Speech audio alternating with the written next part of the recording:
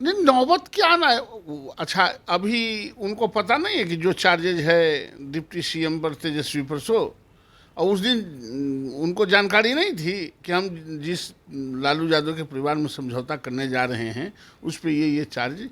इनको पलटी मारने का बहाना चाहिए, वो बहाना इस बार इनका अल्टी पलटी सल्टी का नहीं चलेगा। ये फंसे हुए हैं, उसी दलदल में रहना है, जो कहेगा वो करना ही पड़ेगा, क्योंकि ये छोटी दल है, इनका बहुत हैसियत नहीं रह गया है। नमस्कार, आप न्यूज फाउंडेशन देख रहे हैं। मैं हूं आपके साथ वंदना। बिहार में महागठबंधन की सरकार है। राजद सुप्रीमो लालू प्रसाद यादव का भी पटना में आगमन हो चुका है। ऐसे में आरोप यह है कि बिहार सरकार में जो मंत्री बनाए गए हैं, आधे से अधिक मंत्री दागी हैं। इस विषय पर हमारे साथ बात करने के लिए हैं नवल किशोर यादव, बीजेपी के वरिष्ठ नेता हैं। कैसे देख रहे हैं, क्या लगता है कि जो मंत्रियों पर आरोप लगाया गया है वो कितना सही है, और क्या कुछ कहना चाहेंगे? नहीं, इसमें आरोप प्रत्यारोप की बात नहीं है। ये तो आईना के तरह झलकता है कि जो लोग दागी हैं वो दागी हैं। और सिर्फ हम लोग यह नहीं कह रहे हैं, बल्कि जिसको कल तक नीतीश जी दागी कहते थे, आज उसके साथ हैं। और आप लोगों ने जो मीडिया वालों का खोज है वो सबसे अधिक कह रहा है कि दागी है दागी है। तो नीतीश कुमार जी गए ही हैं इसी काम के लिए, इसी के गिरोह को चलाना, और दूसरा काम कर क्या सकते हैं, गिरोह को ही चलाना पड़ेगा।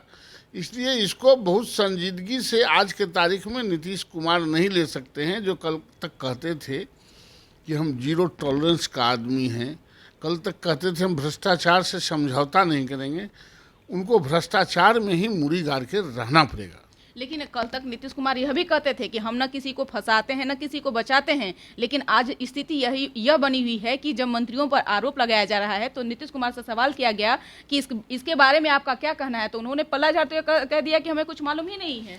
नीतीश कुमार आज क्या बोलते हैं और कल क्या बोलेंगे, परसों क्या बोलेंगे, ये नीतीश कुमार को स्वयं ही पता नहीं चलता है। इसीलिए बिहार में जनमानस पर नीतीश कुमार का खनक समाप्त हो गया है, और वो सिर्फ सत्ता के लिए कोई बात कभी भी उलट पुलट कर सकते हैं।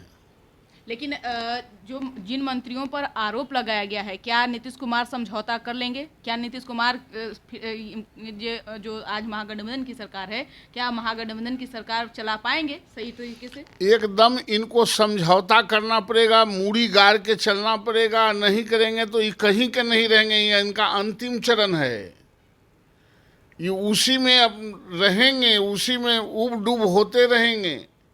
आचरण की बात नहीं करें, सिर्फ कुर्सी की बात करें। अब सिर्फ कुर्सी बचा सकते हैं, आचरण बचाना संभव नहीं है। नवल जी, एक सवाल और है कि जब बीते समय में जब महागठबंधन से उन्होंने समझौता किया था, उस दौरान डिप्टी सीएम आज हैं तेजस्वी यादव, उन पर आरोप लगाया गया था तो उन्होंने झट से पल्ला बदल दिया था। आज क्या वो ऑप्शन अब नीतीश कुमार के पास बचा है कि अगर इस तरीके की नौबत आएगी तो वो कुछ निर्णय लेंगे? नहीं, नौबत क्या आना है अच्छा, अभी उनको पता नहीं है कि जो चार्जेज है डिप्टी सीएम पर तेजस्वी पर सो, और उस दिन उनको जानकारी नहीं थी कि हम जिस लालू यादव के परिवार में समझौता करने जा रहे हैं उस पर ये चार्ज। इनको पलटी मारने का बहाना चाहिए, वो बहाना इस बार इनका अल्टी पलटी सल्टी का नहीं चलेगा। ये फंसे हुए हैं, उसी दलदल में रहना है, जो कहेगा वो करना ही पड़ेगा, क्योंकि ये छोटी दल है, इनका बहुत हैसियत नहीं रह गया है।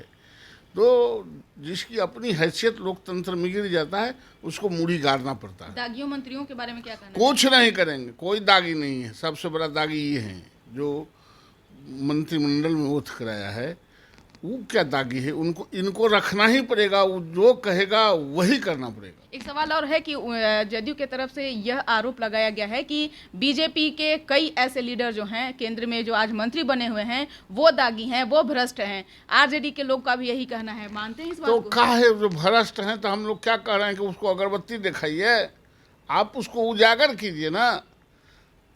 हमारे यहाँ भ्रष्टाचारी है तो इसीलिए आप भ्रष्टाचारी को रखिएगा, नीतीश जी भ्रष्टाचारी को रखेंगे। ये तो कहते थे जीरो टॉलरेंस वाला आदमी है। हमारे यहाँ अगर किसी पर कोई दाग है तो आप बताइए, उस पर कार्रवाई होगी। लेकिन हमारे यहाँ की कोई अगर दागी चला गया, इसलिए आप दागिए के जमात नहीं ना खड़ा कर लीजिएगा। किसी का एक आंख फूट गया है गलती से, तो आप सबके दोनों आंख फोड़ नहीं ना लीजिएगा। आपको ये कह के आप बच नहीं सकते हैं। और नीतीश कुमार जी को अब हैसियत नहीं है कि इस दलदल से बाहर निकल सकते हैं, इसी में मिट जाना है। सत्ता जाने की बेचैनी है, सत्ता जाने का भय है, आरोप है महागठबंधन की सरकार का बीजेपी को। नहीं, सत्ता हमारा कहाँ चला गया है बिहार में? तो बिहार में हमको हमारी सरकार थी कि नीतीश की सरकार थी, हम उसमें सबऑर्डिनेट थे।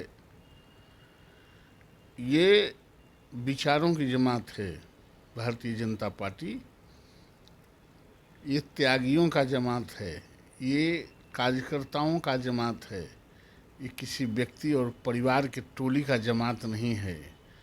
बेचैनी उसको होता है जिसको परिवार चलाना होता है, व्यक्ति के व्यक्तिवाद चलाना होता है और परिवार के समूह को सुविधा भोगाने की बात होती है, उसको बेचैनी होती है। भारतीय जनता पार्टी एक लोकतांत्रिक पार्टी है, विचारों की पार्टी, बेचैनी में रह नहीं सकता। बेचैनी में रहने से किसी को कुछ मिल नहीं सकता। नेता प्रतिपक्ष कौन होंगे बीजेपी का?